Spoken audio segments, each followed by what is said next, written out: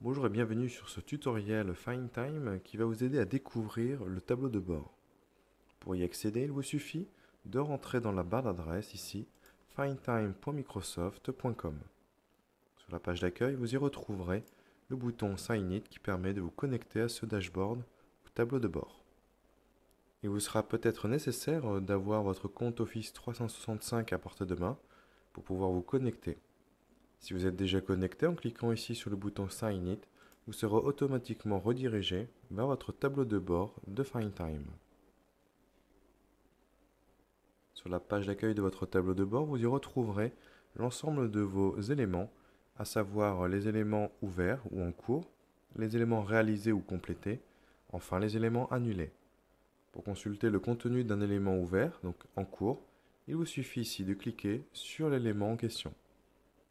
En cliquant sur l'élément, la page va s'ouvrir avec les différents états de vote. Les votes correspondent aux invités. Vous voyez qu'il y a une quantité assez importante d'invités qui sont à la fois obligatoires ou bien, comme vous le voyez un peu plus bas, qui nécessitent une réponse optionnelle. Pour chacune des propositions de date, vous retrouverez ici l'état des votes. Actuellement, je peux constater qu'il n'y a eu aucun vote de réalisé. À tout moment, il vous est possible depuis cette fenêtre d'annuler ici l'invitation ou bien simplement de proposer une nouvelle date. Pour cela, il vous sera nécessaire d'ajouter une option. À partir du moment où vous ferez une modification sur cette page, il est important de valider en cliquant sur le bouton Submit. Pour revenir au tableau de bord, je vais simplement fermer ici l'onglet. Si votre invitation n'a plus lieu d'être, il vous est possible également de l'annuler. À ce moment-là, l'élément en question qui aura été annulé passera du statut en cours, donc Open, à Cancelled, c'est-à-dire annulé. C'est également depuis cette fenêtre que vous pourrez modifier les paramètres en cliquant ici sur Settings.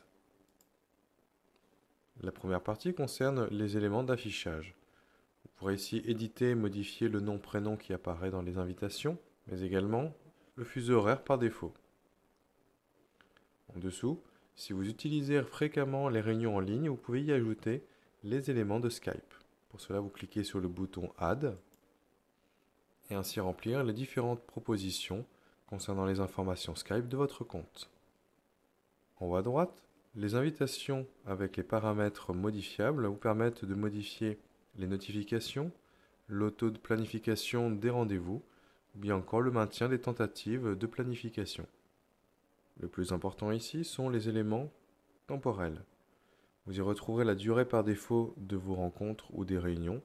Comme vous le voyez ici, il s'agit de 30 minutes. Vous pouvez cliquer sur la liste déroulante afin de la faire apparaître par défaut dans les invitations à 1 heure. De même, si vos jours de travail ne sont pas les jours habituels du lundi au vendredi, vous pouvez simplement cocher ou décocher les éléments en fonction de votre situation. Il en est de même sur vos jours de travail. Ici, la journée commence visiblement à 8h30 et se termine à 18h.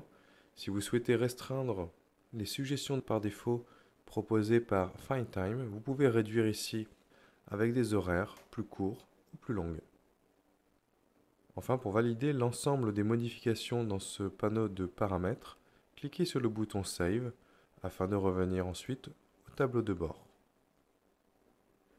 Vous savez maintenant comment utiliser le tableau de bord FindTime pour Outlook.